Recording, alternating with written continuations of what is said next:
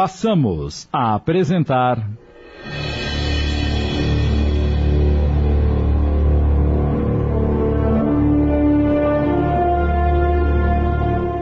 Reflexos do Passado, inspirado na obra de Cida Romagnoli Moraes, adaptação de Sidney Carbone.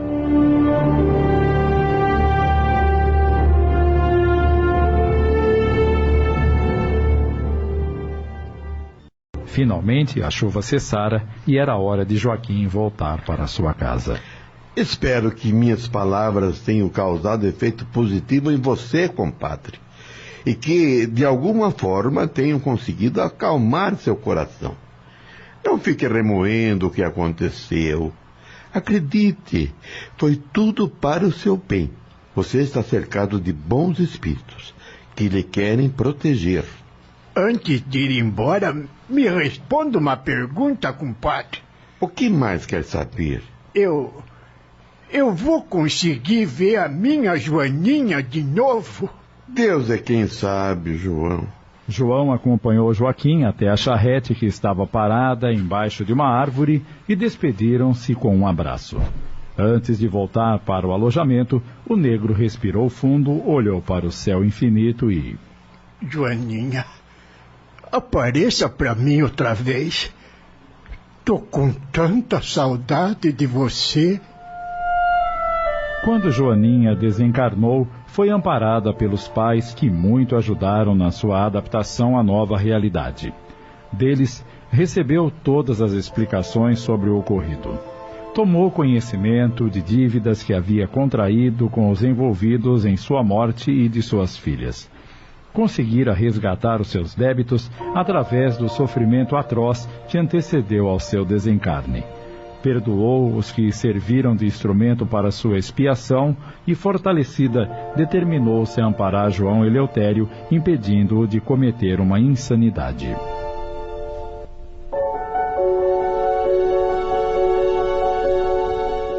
João não conseguiu dormir aquela noite. As palavras de Joaquim ecoavam em sua cabeça. Sua índole boa clareava as trevas em que até então estava envolvido.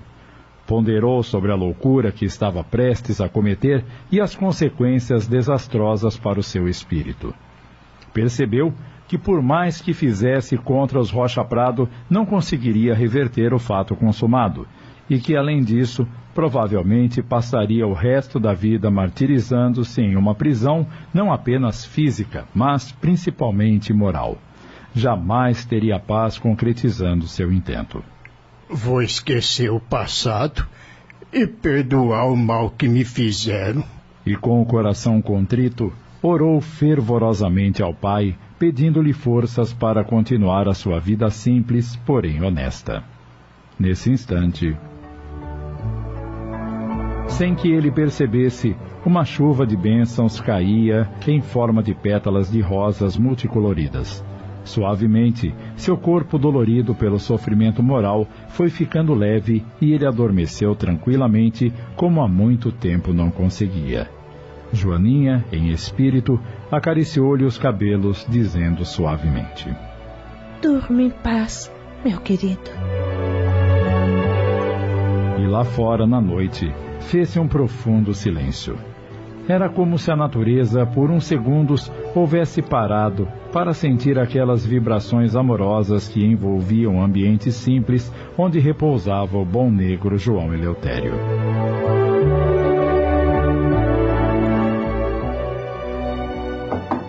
Dona Lisete! Mariana estava preocupada com a sua patroa. Estranhou que durante o café da manhã ela não pronunciara uma única palavra e logo a seguir foi para o quarto e trancou-se sem haver pedido para mandar selar o seu cavalo a fim de cavalgar pelos campos como era de praxe. Durante todo o tempo que servia àquela mulher, era a primeira vez que a sentia como que derrotada. Após alguns segundos que lhe pareceram horas, Lisete abriu a porta. O que quer, Mariana? Desculpe incomodar a senhora, dona Lisete, mas fiquei preocupada. O dia está tão bonito e a senhora não saiu para cavalgar? Oh, minha boa Mariana. Às vezes você me trata como uma criança, cercando-me de tanta atenção. Não precisa se preocupar comigo. Estava relendo pela 1000ª vez a carta que recebi ontem. Fiquei tão nervosa com as notícias que perdi a vontade de cavalgar. Alguém da sua família está doente? Não se trata de doença, mas sim dos primeiros resultados de uma investigação. Investigação? Não entendo nada disso, mas deve ser coisa séria para deixar a senhora assim.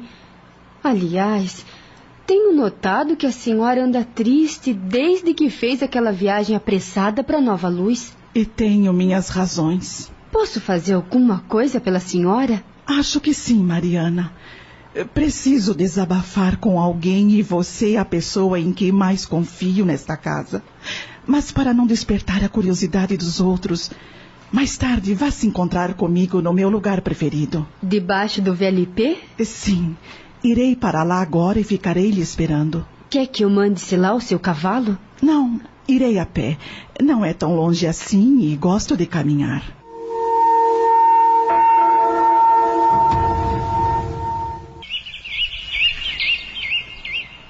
Já fazia 1 hora que Lisete estava sentada ao pé da magnífica árvore, recostada suavemente em seu tronco, quando Mariana chegou. Desculpe a demora, dona Lisete, mas tive que dar umas ordens para Eunice. A coitadinha ainda não está acostumada com o serviço da casa. Entendo. Sente-se aqui, ao meu lado. O que vou lhe contar é algo muito grave, Mariana. Prepare o seu espírito, pois é sobre o crime de Joaninha e suas filhas. Meu pai do céu, quando me lembro disso, sinto até um arrepio. Que coisa mais triste. Está lembrada que há algumas semanas um homem esteve aqui à minha procura e que logo em seguida fui para Nova Luz sem avisar o Lucas? Lembro, sim. O patrão ficou muito brabo quando eu entreguei aquele bilhete que a senhora escreveu. Picou ele em 1000 pedaços. Pois aquele homem era o Jânio. O marido da Daisy, pai da Aurora? Exatamente. Mas ele não tinha ido embora da fazenda com a família depois que foi despedido pelo seu Lucas? Sim, ele foi para a casa da irmã em Nova Luz tentar uma nova vida. E o que ele veio fazer aqui? Jânio foi o portador de uma carta estranha escrita pelo Geraldo, o mascate da roça. Mas o que o Jânio e o mascate da roça têm a ver com o crime da família do João Eleutério? O Jânio nada. Apenas o desejo de se aproveitar de umas informações que obteve para se vingar de Lucas, por ter sido demitido. Porém, Geraldo, este sim, tem muito mais a ver com a tragédia do que podemos imaginar. Como assim, dona Lisete? Pelo que se andou comentando por aí, o mascate da roça foi preso por ter sido acusado de roubo aqui na fazenda. Essa é realmente uma história intrigante, Mariana. Mas vamos aos fatos. Fui a Nova Luz justamente para levar a carta a um investigador de minha total confiança, na qual Geraldo relata todo o crime que, segundo ele, acabou presenciando. Ele incrimina abertamente meus cunhados e meu marido. Virgem Santa! Não posso acreditar numa barbaridade dessa. Se bem que... O quê, Mariana? Bem, sobre o seu Roberto e o seu Júlio, eu andei escutando alguns comentários. Mas sobre o patrão, o seu Lucas, não. Ai, pois é isso que está me atormentando. Entendo agora sua tristeza, dona Lisete. Meu coração se enche de pena pela senhora que é tão boa e generosa para todo mundo. E, conduída pelo sofrimento daquela a quem tanto estimava, Mariana segurou suas mãos e disse: Não precisa me contar nada, se isso faz a senhora sofrer. Mas eu preciso, Mariana. Tenho necessidade de botar para fora tudo o que venho guardando dentro de mim. Ainda mais agora que recebi algumas informações do investigador Antônio Miranda.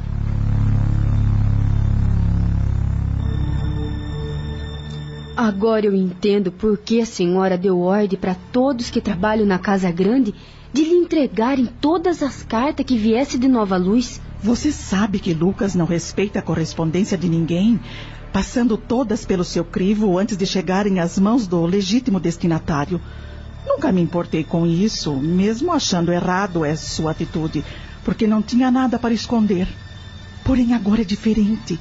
Necessito da informação de Antônio Miranda para elucidar completamente essa história. E ele já chegou a alguma conclusão? Sim. Foi atrás do médico que fez o atestado de óbito das 3 vítimas e que acompanhou de perto o delegado responsável pelas investigações, o Dr. Gilson Calado. E o médico lembrou-se claramente do caso e disse algo que não bate com a carta de Geraldo. As meninas não foram assassinadas com tiro. Não? Então, como elas morreram? Por esmagamento do crânio. Meu Deus! Possivelmente elas caíram ou foram atiradas no despenhadeiro e bateram com a cabeça no fundo pedregoso. A senhora está falando do despenhadeiro rola-peão que o seu Lucas mandou aterrar logo depois do acontecido? Exatamente. E que, por sinal, abriu-se novamente a cratera devido à erosão causada pelas chuvas constantes. Mas e sobre a Joaninha? O que ele descobriu? Quanto a Joaninha, esta morreu realmente por estrangulamento. Que morte mais triste. Este é o ponto crucial de minhas mais terríveis constatações. Lucas foi o responsável. Segundo a carta de Geraldo, foi ele quem a estrangulou usando aquele maldito chicote que não larga nunca. Ai, Mariana, você não faz ideia de como isso está me fazendo sofrer. Faço sim, patroa. É um tormento saber que meu marido, o homem a quem entreguei a minha vida, foi o responsável pela morte de uma pessoa que nunca fez mal a ninguém. Oh, dona Lisete, se acalme, por favor. Eu não consigo esquecer isso, Mariana. Eu não consigo. Foi uma monstruosidade. Não chore, patroa. Nunca vi a senhora tão desesperada. Isso pode lhe fazer mal. Mariana a abraça no intuito de acalmá-la. Estava assustada com toda essa revelação, mas muito mais preocupada com o comportamento da patroa. Temia que ela adoecesse, já que era tão frágil. Vamos para casa, patroa, e eu preparo um chá para a senhora se acalmar. Me corta o coração ver a senhora nesse estado. Acredite, eu estou sofrendo tanto quanto a senhora. Comovida pela preocupação da serviçal, Lisete fez um tremendo esforço e foi aos poucos se acalmando. Eu estou melhorando. Não se preocupe. Obrigada pelo seu carinho, Mariana. E por me ouvir. Estou tendo a oportunidade de colocar para fora a minha dor. Sinto que com isso vou me aliviar. Mas somente descansarei quando souber de tudo. Sem a menor sombra de dúvida. A senhora não precisa me agradecer. Se eu tivesse condição de fazer alguma coisa para que a senhora não passasse por esse desgosto, pode ter certeza que eu fazia. Eu sei disso. E Deus há de lhe pagar tanta dedicação.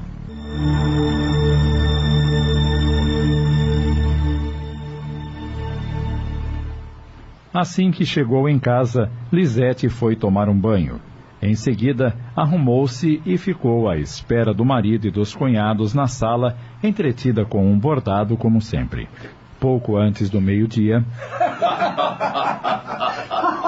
ouviu risadas na varanda.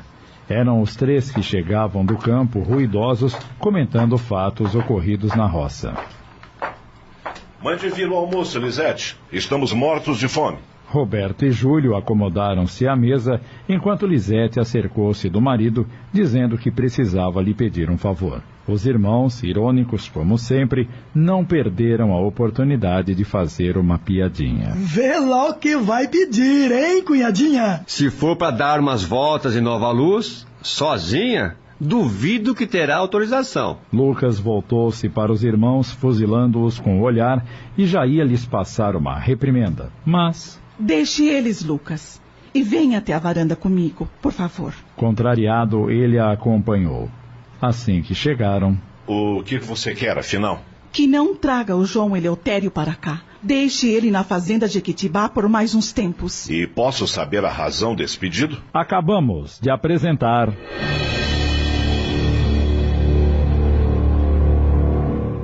Reflexos do Passado. Minissérie em 15 capítulos, inspirado na obra de Cida Romagnoli Moraes. Adaptação Sidney Carbone.